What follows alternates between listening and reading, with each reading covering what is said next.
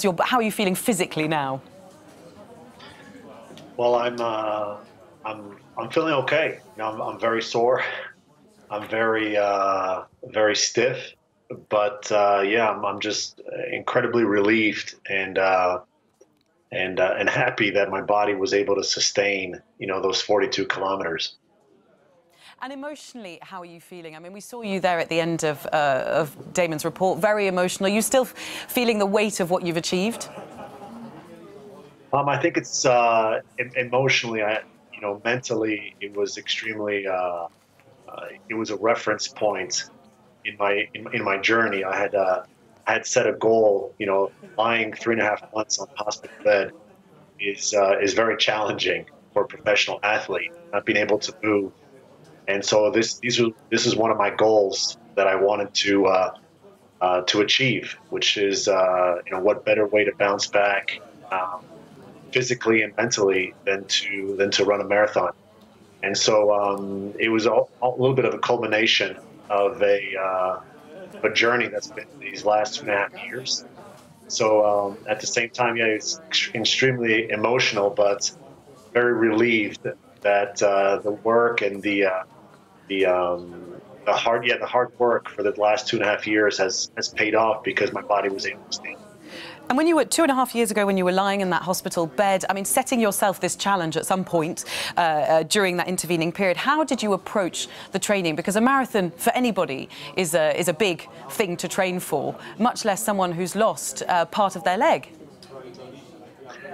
Yeah, well, I'm handicapped, so, and I'll be handicapped for the rest of my life, and I realized that, and the sooner I accepted my handicap, to me, it's not a bad word. I will no longer feel anything in my left leg. I've lost part of my left leg, but a handicap doesn't mean you can't do something. A handicap just means it's harder, but it's through overcoming these difficulties that you truly find the most beautiful lessons of life. And I realized that at a very early stage in my recovery. The harder it seems, the bigger the challenge, but the more you overcome these big challenges, the more that life gives you these incredible lessons. And this is another lesson. This is kind of the stamp of mind over matter. What your mind is sets your goal. What you set your mind on, what you set your goals on, usually your body will follow. And it starts in the mind. It starts with the focus and determination. And I had plenty of that with people with a lot of love and friends around me to set my mind on those things and overcoming these atrocities, these terrible injuries.